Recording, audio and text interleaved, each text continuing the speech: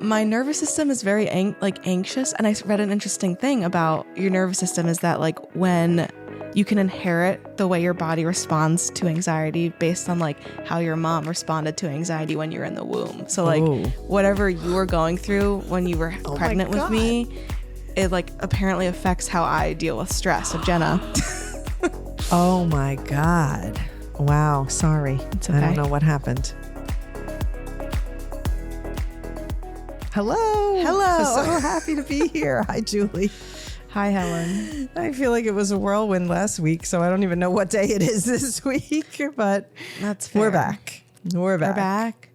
I just want to share that I have cherry red nails. Oh my gosh. I Big like day them. for the nails. I know. I noticed them because it's very holiday considering it's the summer. What possessed I this? was thinking about that. Yeah. But to me, they're very cherry summer red, like a fire engine red.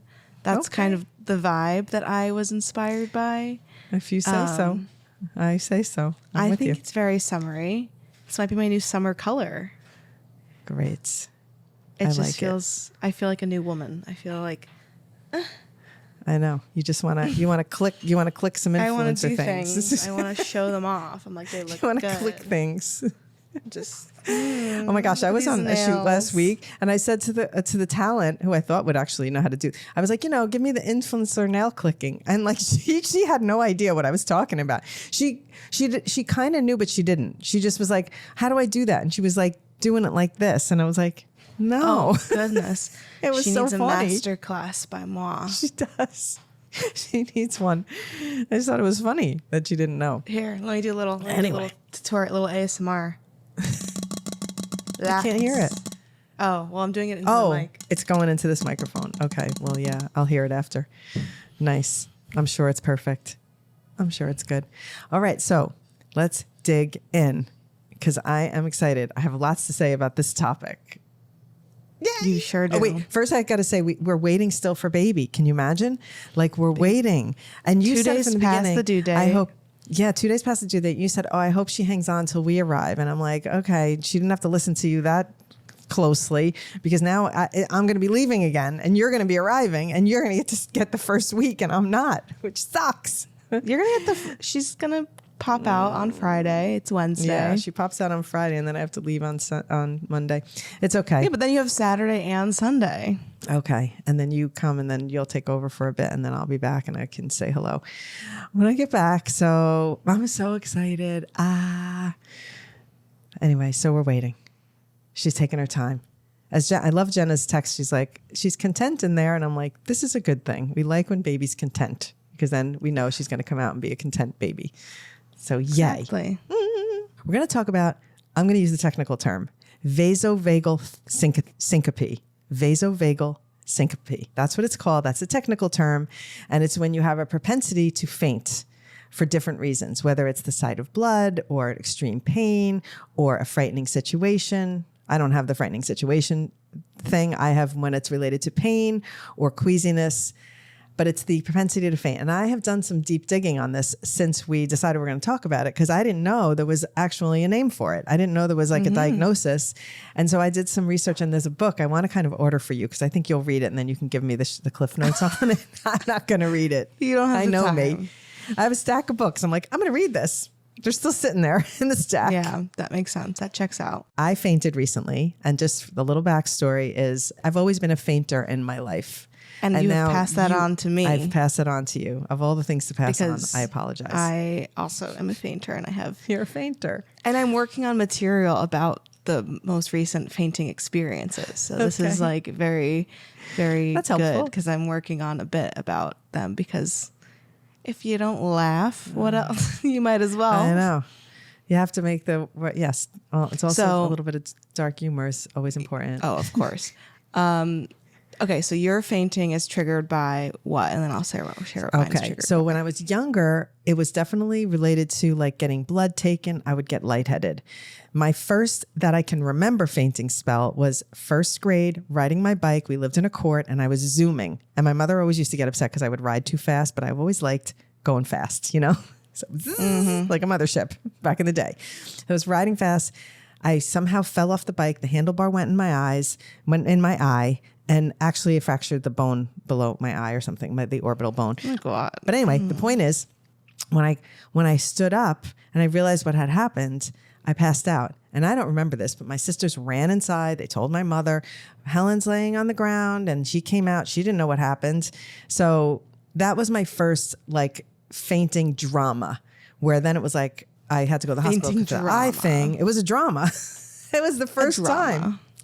And I think that my mother was I know that my mother was a fainter also. So she was familiar with it. So she wasn't panicked about the fainting part, because she was like, oh, she got weak. I understand. So she kind of understood it. And then after that happened, after the handlebar thing, and I was in the hospital, and I had, this is a funny side story. Since being in the hospital, I have double vision when I look down, and I did not know that that was not normal. So all through my life growing up, I have this double vision. When I look down right now, I see 2 microphones. So I've always had that. If I keep my head straight but my eyes go down, things double. And I always thought it was normal until I was somewhere at work and I mentioned it, and they were like, no, Helen, that's not normal. Like, you mean everybody doesn't see double vision when they look down? I just thought that was part of life. Just like I thought having sensitive teeth was a part of life and you couldn't fix it. Lord, I'm a mess. But anyway, so that's what happened with that accident. But that triggered a lifelong sort of fainting series in my life, because then I had fainted for different reasons after that. In your research, have you found that like fainting is a genetic thing, like that like, or is it? Because I don't know if I'm they're curious. claiming it's genetics. Really, I didn't really look at that part of it. I don't. But I was just curious. A lot of people have the thing. There's men who have fainted in the delivery room. There's people. Yeah. There's men. It's a thing, and it's not just for women. It's like men and women have it. Some things will make them queasy. But what I thought was the most interesting, after all of these years of fainting, and I have other examples which I want to talk about. But I know, but I should share what makes me faint. What makes you faint? Okay, go. Well, I'm trying to keep this organized. Keep it organized. Or else you're just going to go on a 30-minute soliloquy No. about fainting unless I say. No, I want to. We do have to keep it organized. So, what's your fainting spell? I like that. tend to faint similarly to you when blood's being taken, or when I'm like thinking. For me, it's not so much like It's your head. I'm in pain. It's all my head. Yeah, your head. It's all in my head. This is important information about what triggers it, because the things that trigger, even though mine is triggered by pain, it's thinking about the pain. So it's still in my head. It's my thoughts about the pain. Mine is not necessarily thinking about the pain. Mine is thinking about It's thinking about the if I broke a ramifications. bone, thinking about What that would a mean. bone has broken, and that So you're thinking picturing about the bone breaking, or thinking about getting a cast, or what has to happen like after? feeling bones breaking and like feeling the blood leaving my body. Okay. It's like thinking about the physicality of what's happening to me. Well, so my recent one is exactly that. I got up, I had severe pain in my back, and I thought, oh no, I'm going to have to have back surgery. And I immediately pictured that, because Tom just went through it. So it's the same type of thing. Let's dive into your story. Let's go for it. This is important, because what I've discovered from watching what I've discovered from watching a few TikToks about this is that it's the brain's way, it's the nervous system's way of protecting you from the thing that you don't like thinking about. Oh. And it makes so much sense, because again, nervous system protecting you from the thing that you're most afraid of. So a lot of people will have a situation, and they used an example in one of the videos where there's an animal that gets grabbed into by the teeth of a tiger, and its nervous system response is to faint so that it doesn't feel the pain of being eaten. So it's escaping from the pain that you're feeling from the thought. Interesting. So it's the pain. It's not like you're feeling pain. It's like the thought of what the pain means. And then how that scares that you. whole train of thought. And that's what your nervous system shuts you. So it's a nervous system response. That is, to me, most amazing. Because then I start to think, wow, maybe I could have fixed it over the years if I had known that fact. And maybe there is a way. So that's why I want you to read the book and give me the details. Give me the about Spark how. Notes? Okay. Give me this. I have a summer reading list now. You do. You do. Because it was so interesting. I was like, wow, that makes sense. So when I think about the thing, the other part about the fainting is I have a warning. So mine starts to get dark on one side. Like it just happens. My left side starts to get gray, very similar to when I lost my sight, a very similar thing. Like this side always goes first. So this starts to go and I'm like, shoot, I'm getting lightheaded. And I can immediately counterbalance it by turning my head upside down and putting my head between my knees. And that's what my mother taught me when I was little. Like if you start to feel lightheaded, hurry up, sit down, put your head between your knees. And I would always be able to get myself out of it. So it's quick and it can be stopped. But what happened to me that was in the middle of the night, I didn't have the warning because it was dark. So I didn't sense the thing happening. Well, you got to tell the story. No one knows the story. So start telling. You got to tell the story. I feel like a lot of people know this story. Okay. Well, you got to tell the story because you're saying all the things that have happened that you're like recounting. Okay. So tell your story.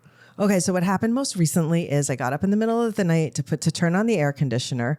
We'll add to the story that I was in this room sleeping that night because Tom was in that room sleeping.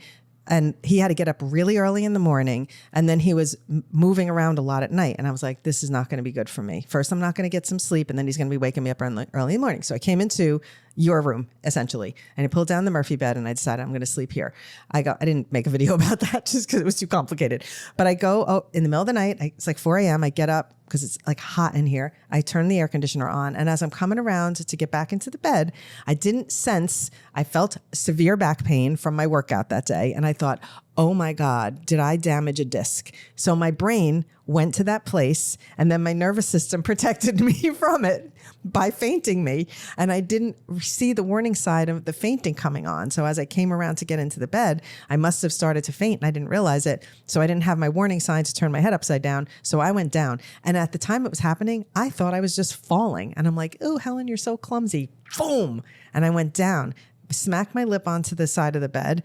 I'm laying on the floor. I didn't know that I fainted because minutes later or a minute later, however long it was that I was out, I woke up and I thought, why am I on the floor? Oh my God, I fainted. So all of this happened. I climbed back into bed, felt my lip, knew that I was bleeding and somehow got into bed, but I was almost like drunk from having the fainting spell. So I just laid there. And then at one point, shortly thereafter, I heard Tom get up and I said, Tom, I called him and he comes in, he goes, it looks like a crime scene in here. What the hell happened?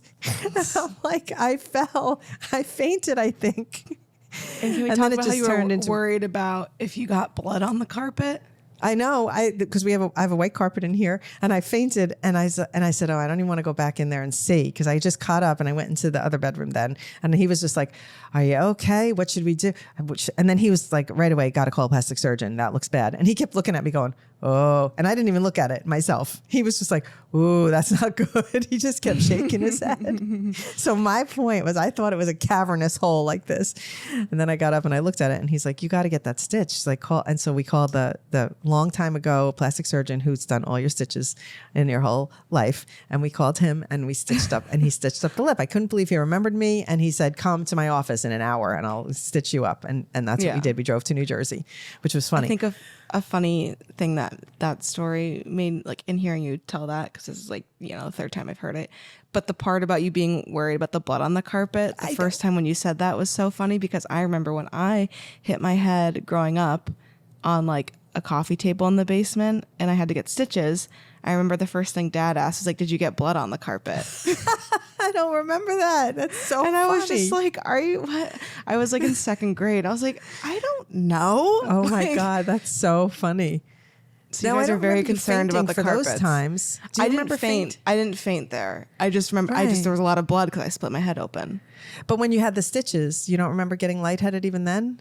I think I get lightheaded, but I think like, right? Yeah. So I have 2 recent fainting stories that are in the last year, which is crazy that this has happened. Like, oh my God. I actually have 3 very recent ones, which is crazy that it's happened so many times. Wow. I know. The first one was when we were in Chicago. Steven was leaving for work one morning, and this was like before the pandemic. So this is like 2019. We're leaving and we lived in a high rise and we were leaving the apartment, or we had really heavy doors. And I was like, oh, I forgot something. So I went to try and grab the door and my finger got stuck in the door. Yeah. And I kind of felt it pop when I like went to like push it back. And I think I pushed it back into place. Like, I think it kind of got a little weird. And just the thought of like my finger being dislocated freaked me out. And then I was like, I'm fine. It's going to be fine. We get on the elevator, and the elevator, we're on the 37th floor. So it's like a long ride down in a hot enclosed space. Yeah. And you started to go, right? And I started to go. And luckily, Steven was just standing right in front of me. So I just fell into him. But when we got to the bottom, Steven was like, she's fine. We're going to go back up, because I'm just like kind of fainted in his arms. Luckily, I was like, it wasn't a full faint though, because I feel like I didn't fall to the ground. But you don't know to turn your head upside down when you're starting to feel that way? Or do you know now? I don't really have any visual indicators. Wow. It happens so fast. I get really hot. Uh-huh. And then my eyes close. Okay. When you get really hot, turn your head upside down. You can immediately get the blood back to your head and avoid this. I know, but sometimes I get nervous because I think for me, it goes from 0 to 100 so fast. Jeez. Like I don't feel like I have any warning time, because I'll now explain my second. So the more it happens, story. you'll probably have warning time now. I as know. You start to. The last time this happened was a year ago. Honestly, just so close to a year ago, because it was the day after I passed my kidney stones. And I was literally posting on my Instagram story, like, I passed my kidney stones, because it was like a whole saga. Yeah. And I was making lunch, and I opened the freezer, and an ice pack, like one of those ice packs you get when you order like ice cream or like some food. And one of those was in our freezer, and it was rock solid, and it fell out, and it landed on my toe. And I was like, oh my God, I broke my toe. Wow. And I was freaking out that I broke my toe, that I fainted. Wow. And then I fainted so hard that I hit my head and I got a concussion. Oh, jeez. And it was this whole thing. Steven grabbed me a chair so that I could sit down once I felt like I was like, I don't feel good. I feel like I'm going to faint. Like I just felt like really hot. So I was starting to get there. So he got me a chair, but it was like, my head went back. But see how you're going to be able to, slowly you're going to be able to recognize the signs. And I do think it takes a while in your life, because I had the fainting when I was in first grade. I had a fainting again in high school, two faintings in my like high school or 20s and now it was like learning from those fainting things. Oh, that means I'm about to faint. So it has to happen a couple of times for you to be able to know what the signs are. Yeah. So the fainting thing, the fainting story that I'm writing a bit about is my last fainting story, which I'm doing my fainting stories express style. But I went to get blood work done, and because I was seeing a holistic doctor, she ordered so much blood. And for getting blood work done, I've gotten better because I know things to do. Like one nurse that I had once was like, oh, just ask for an ice pack and put it on your chest. It really helps like regulate your nervous system to not like, I think for me also like, because I get hot, feeling something really cold helps me like regulate. But they didn't have that. I asked to lie down because I know I get, lightheaded. Yeah. And they were like, no, they're like, we don't have a bed. And I was like, okay, that's a red flag, but didn't think about that till afterwards. And they're taking all the blood. And I remember it was going on for a really long time. Like this felt like the longest blood draw I've ever had. Yeah. And as soon as I opened my eyes, the basket of all of the vials was right in front of my face. Forget it. And that was game over for me, because I'm like, that was inside of me, and now it's outside of me. Oh God, is kind of like the thought process that happened. And so I asked her, I was like, I need a minute. I don't feel good. And she was like, we have a lot of people. I think you have to get up. And she kind of like rushed me out. And I didn't want to like, she's like, we got to get up. Like we have others people we have to serve. And I was like, okay. So I got up, immediately gone. And then I came to on the ground. She's fanning me. And then the part that is the kicker that makes this funny is that I was wet. And I don't know why my chest was wet, but that's when I realized I threw up as I fainted, which that was a double whammy of realizing that could happen. I thought you meant from sweat. No, I threw up. I threw up all the water I chugged that morning all over my body. Oh my God, it was Julie. Quite the experience. I think you're going to learn from this, and you're going to be able to avoid it next time. I think so. You're going to know the signs, and you're going to be able to hold up. Like you have to advocate. You can't say this is not, there's no place to lay down. Just say, I have a tendency to faint. And if I'm not laying down, I'll probably pass out. Like you just have to That's advocate. what I did the most recent time. And then they were like, okay, we can bring you somewhere. Good. To like I'm the glad. back room. But it's quite the ordeal. And It is quite the fainting ordeal. that time, especially when I fainted and threw up, I was out for the rest of the day. Like I was exhausted, and I was doing research about whatever it's called. What is it? The vagal something. Vasovagal syncope. Yeah. And they're like, yeah, it can take you out. It takes all of your energy to have your body Yes. shut down. So it's like really hard to recover. Oh my God. Yeah. I was exhausted the rest of that day with the stitches on top of everything. Yeah, I was wiped out. I get it. And I haven't fainted fully in a long time because I usually can avoid it.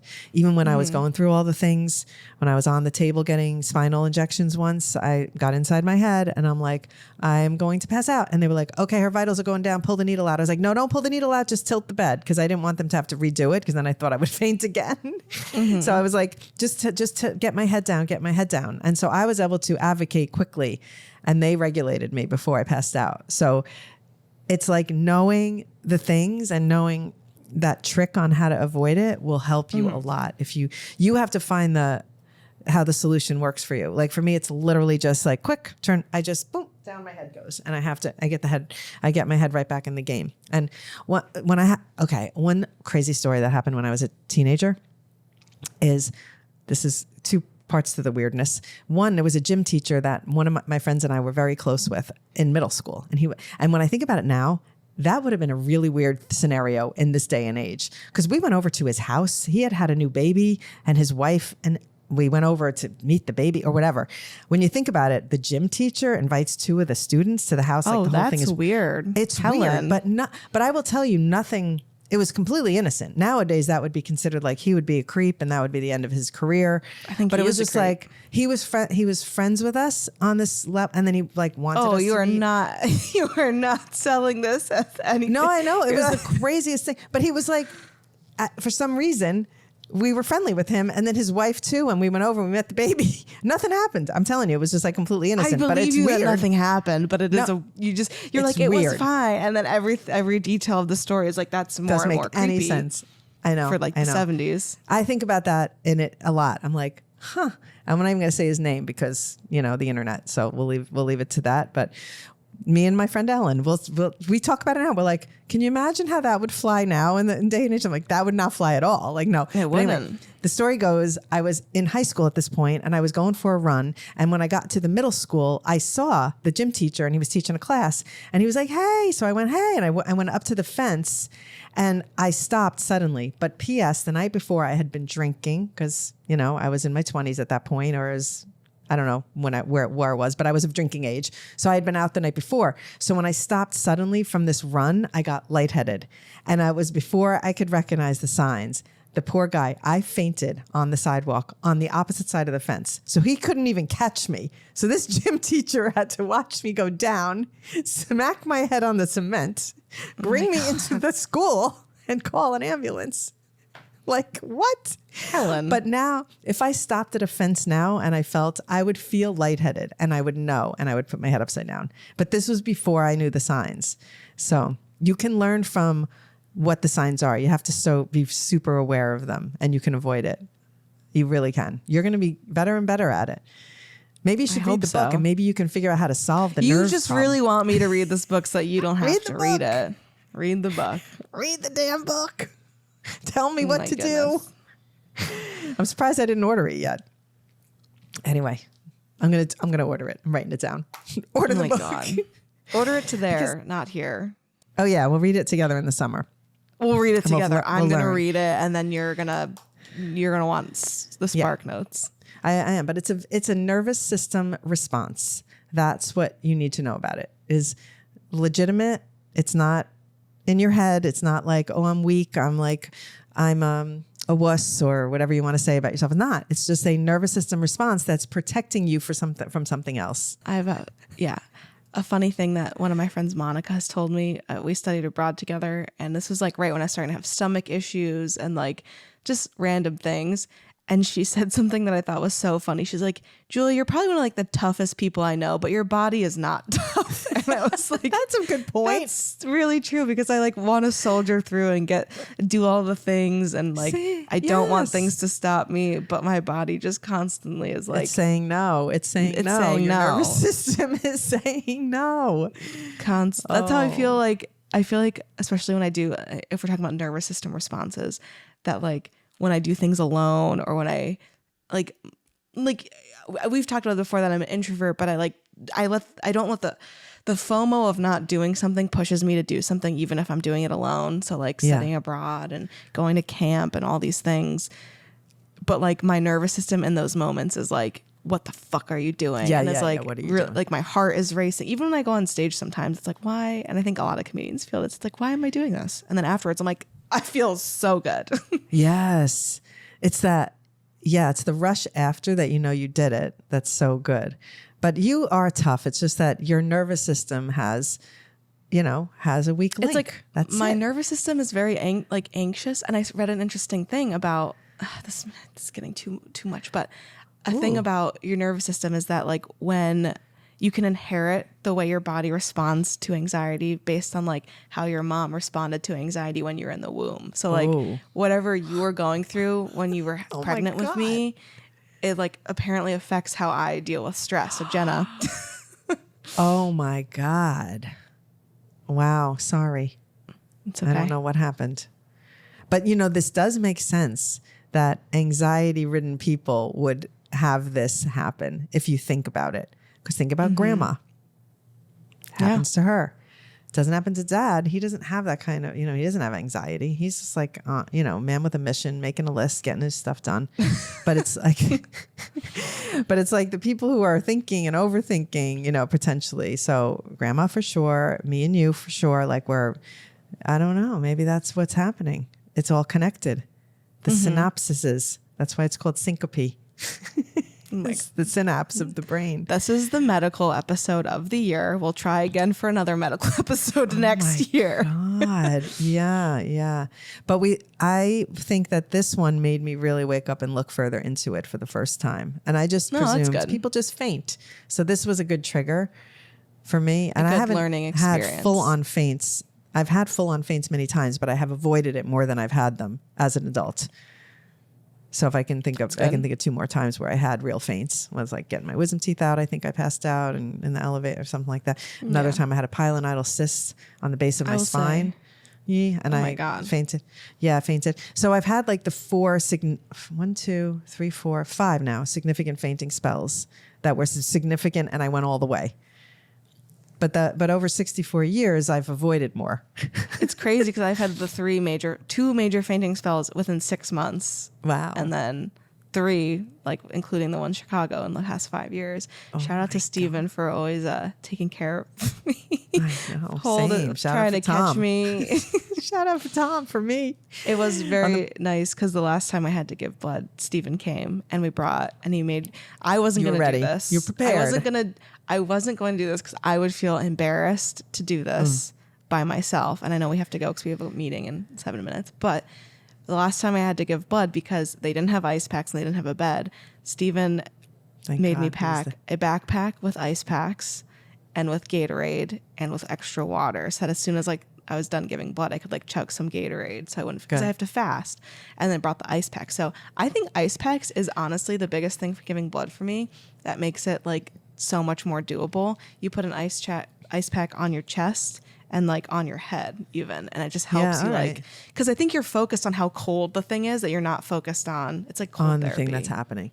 That's a good one. Anyway, I might take that one. I don't really have the problem giving blood as much anymore. So, you have. We covered a lot. We went down. I hope this was helpful for people. We almost got to pedophilia at one point. Oh my God. Whoopsie. Sorry. Only Helen. Sorry, Mr. K. We'll just leave it at that. Yeah, we'll just leave it at that. Anyway, all right. This was fun. And this is a good one. We'll wrap it up and get to our workshop now. Yours truly, Helen and Julie. Good seeing you. Tune in next week. Nice hanging out. We'd love to hear from the fellow fainters out there. So if you are a fainter, please let us know what your experience is. And let us know if you've heard of vasovagal syncope. Got to find the book. Look at you. She's got a reading assignment. Medical. Yeah. Got a reading assignment. Are you ready for summer reading? I am. I was doing no romance novels for you. It's all agenda. Boom. Okay. See you next week. Bye.